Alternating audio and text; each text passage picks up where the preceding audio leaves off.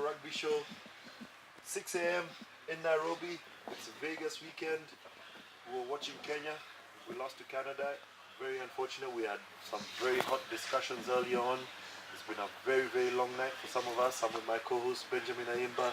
Benja, very, very bad start for Kenya. In about 20 minutes, they need to play Wales. Yes. Must-win game. Definitely, yes. Yeah. We can't start the way we started to start with. The fact is Wales are wounded now. They're 43 points down, and they're looking for a scalp, and they know there's a chance of beating Kenya, so that's how they're going to come to the field. It's obviously going to be very difficult because we've lost the first game. We know even if we beat Wales, we need to beat South Africa, who have been our nemesis this weekend. With us on this segment of the show, we have former Kenya former 15th player, Absaloms Juma, and a big fan of Kenya Rugby, Onyango. Gentlemen, welcome to the show. From what you've seen, we start with you, James. What do you feel Kenya needs to do to beat Wales? Well, the mountain is a lot higher to climb now, and it's a situation where we must win all games. So our count of mistakes must definitely drop. Missed tackles, balls lost on the tackle. We must really bring our concentration up to be able to put a good score against Wales and hope that everyone loses one game and then we play on the mathematics. Tony, there was big issues. We watched the game before. Earlier with you, there was big issues with the starting lineup. How do you think True should enter this game? When every time we go into a competition or any sort of let's just use the word competition, your best foot forward all the time. There's no reason why a celebrated player like Humphrey should start off the bench. There's no reason unless Humphrey is injured. He has carried the team many a time before. We have no reason to start him off the bench. And from the game we saw versus Canada, where it was very clear. He came in, on the first touch of the ball, he scored. And this is what we know Humphrey for. If you know him for that, you have no excuse not to play him. This is a competition where we're not experimenting. We want to go in and want to do the right thing at the right time, the first time. There's no test. So again, when we go in, it's going to be a lot about what Paul decides to play as his starting lineup. He can decide to start like he did before and get the same results, or he can start like he finished and we get the results that we want. Benja, you've heard what the two gentlemen have said, and it's very important. I mean, Tony focuses on Humphrey, but more importantly, James focuses on sort of the mistakes that we make as a team. Yes. And there's no better person, and I keep on repeating this. You have done that, you have played it, you have coached it. You enter this game, what are you thinking? What are your combinations? What do you tell the team to do against Wales? Of course, the biggest determinant here is how he'll start the team. Is he starting with his best yet, or still doing the experiment bit?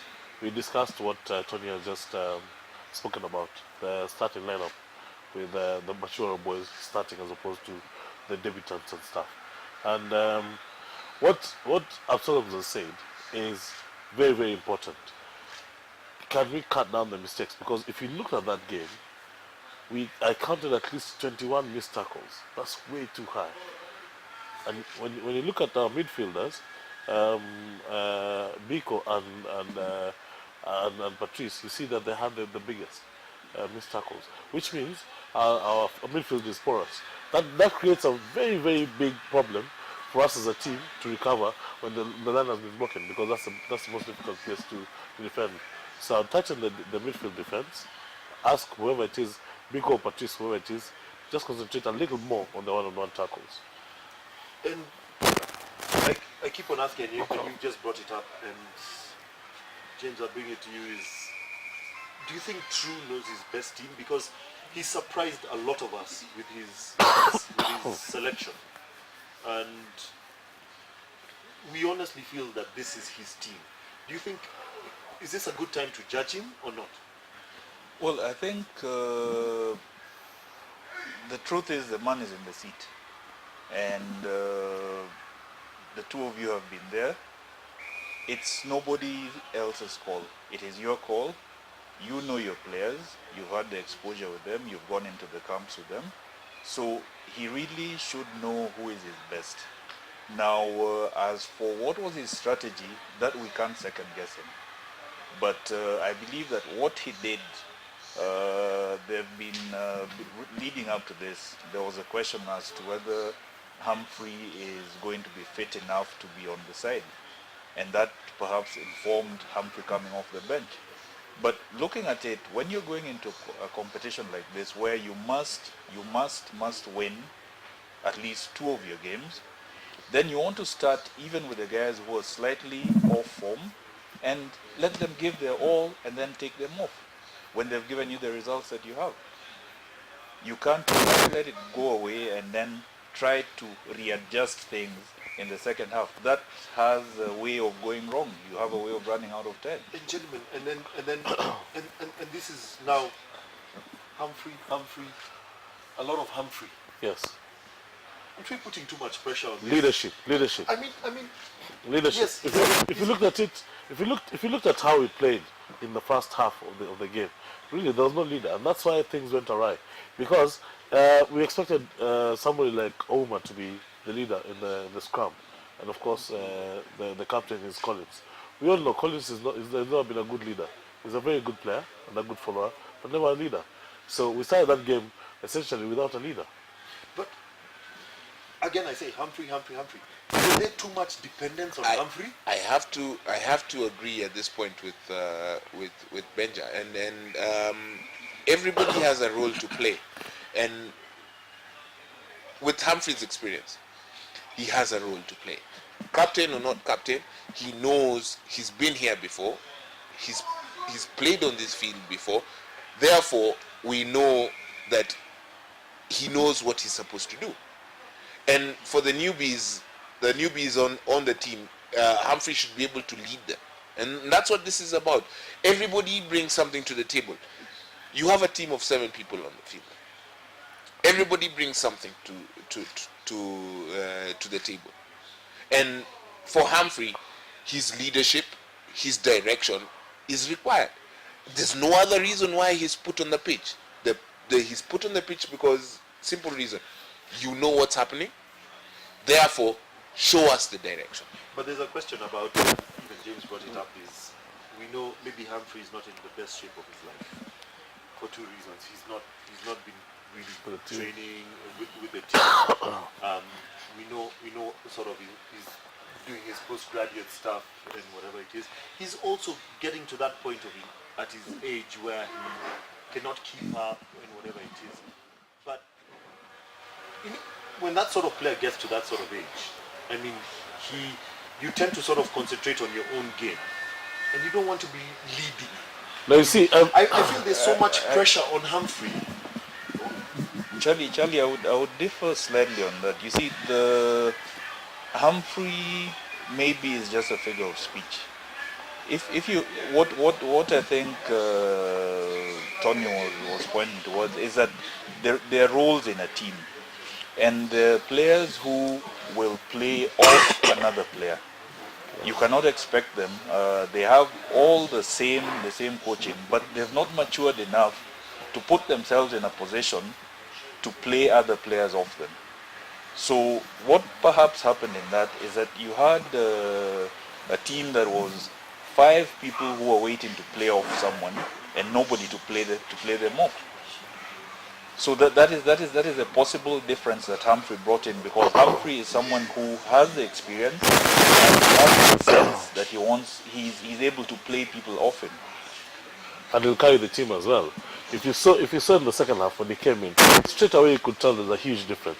He carried the ball, had the go forward. Once he has the go forward, then everybody else can run. And I think for us, before we get a charismatic leader as Humphrey is, it's okay to use him until the time where he really can't run. And we all know at 20%, he's just as good as somebody else giving 100%. So we're going to play Wales. Must win. No sort of No grey area. yeah, no discussion. We must win this game. How do you think True approaches this game? Which sort of personnel should he use? It's obvious that Humphrey must start this game. Who else do you think should be in the mix to make this happen?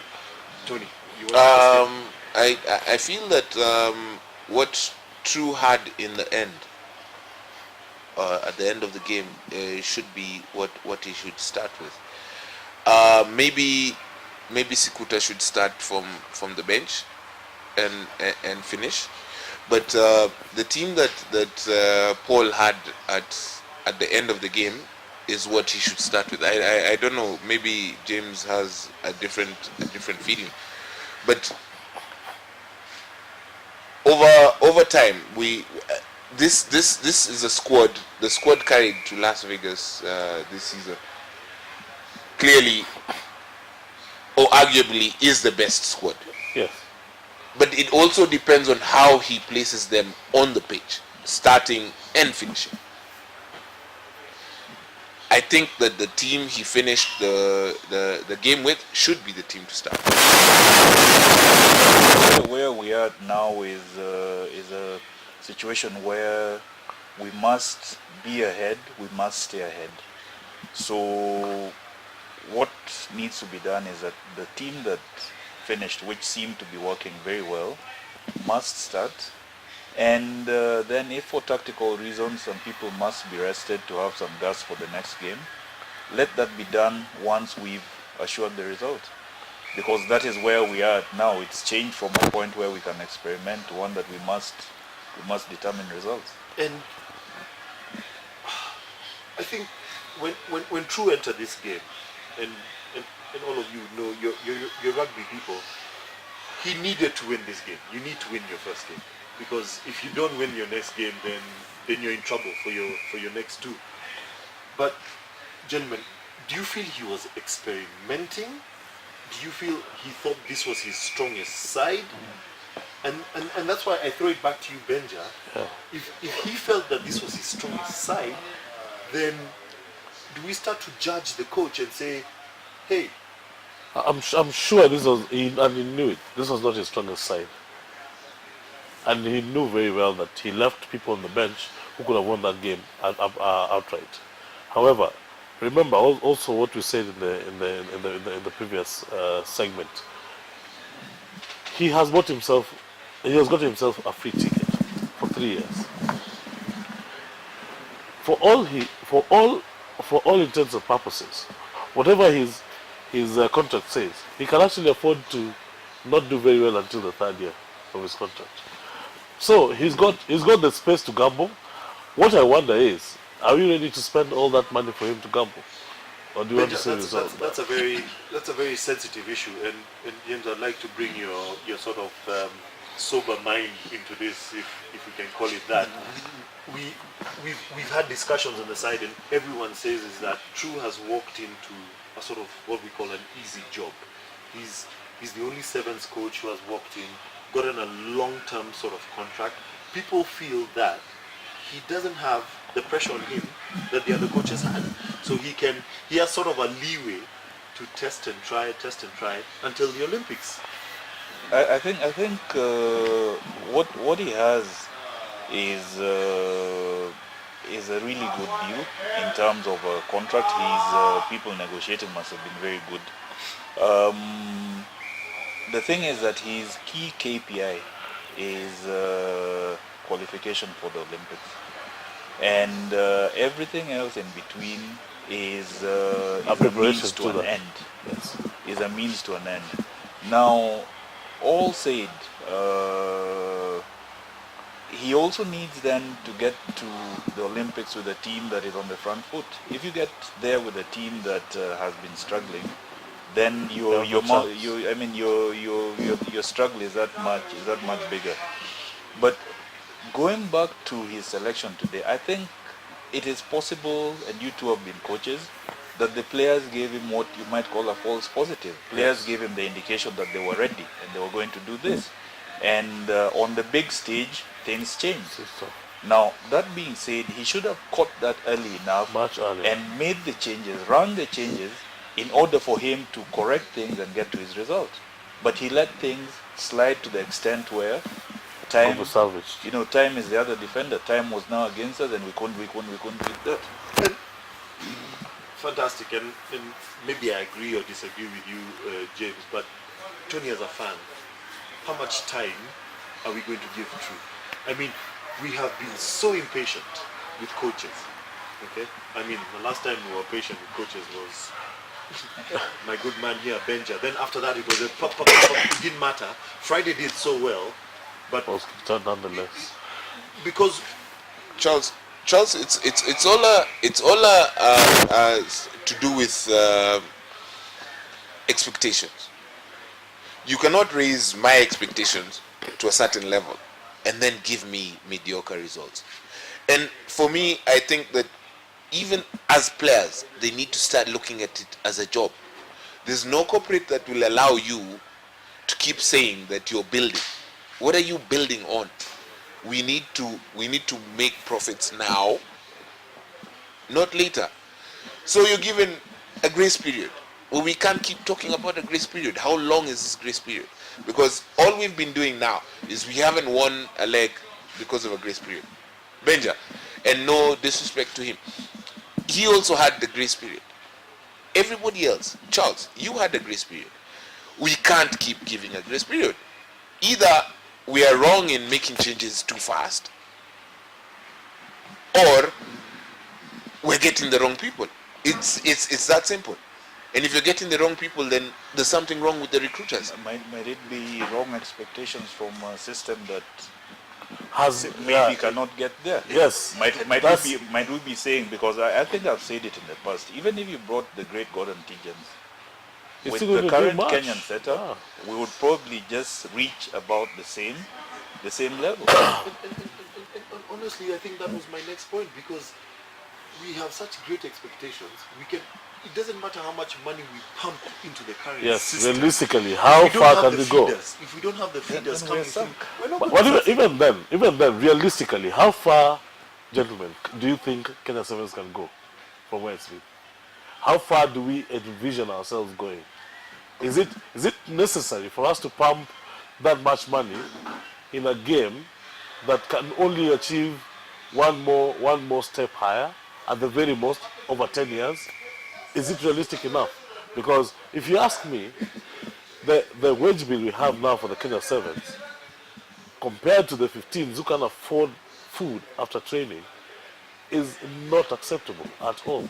Because if you ask me, Kenya will not go past number 5 in a very long time. I'm of the same school of thought. Benja, I can argue with you there. I think we are pumping in money somewhere where it shouldn't be going, in my opinion, and we should just get our act right. We are here talking about sevens, and that's what we're talking about. But my feelings are that probably we are deviating from where we should be. I think the truth is that given the fact that we managed to achieve what we did with the sevens with very little, it has become then a vanity. We want we want to use this. We want to milk it to the last extent, without really putting the money where it matters. The money doesn't.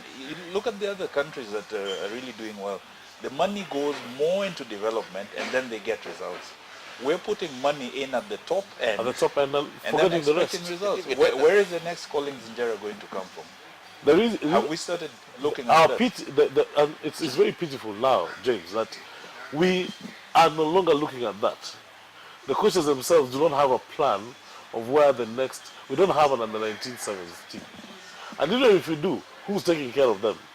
And even if there's someone to take care of them, where are the resources to take care of them? The most unfortunate bit is when this lot gets to age 30, the so-called the young guys, and we struggled with this, introducing young guys into the team. And guys said we're doing nothing initially. I think Charlie tried as well. If there's no system that kids are engaged to get into the national sevens team, this fight is futile. And gentlemen, very interesting. You've jumped into another topic altogether, and a lot of what you're talking about, the other nations do with their sevens team becomes a development for their 15th teams, and we seem to be doing it The opposite way. the Yes. opposite way. And this is something I would like us to discuss after we watch Kenya play Wales. Very interesting, and very quickly, gentlemen, one or two sentences. How do you see this game going, Tony? We have the potential, and I think we can win this game.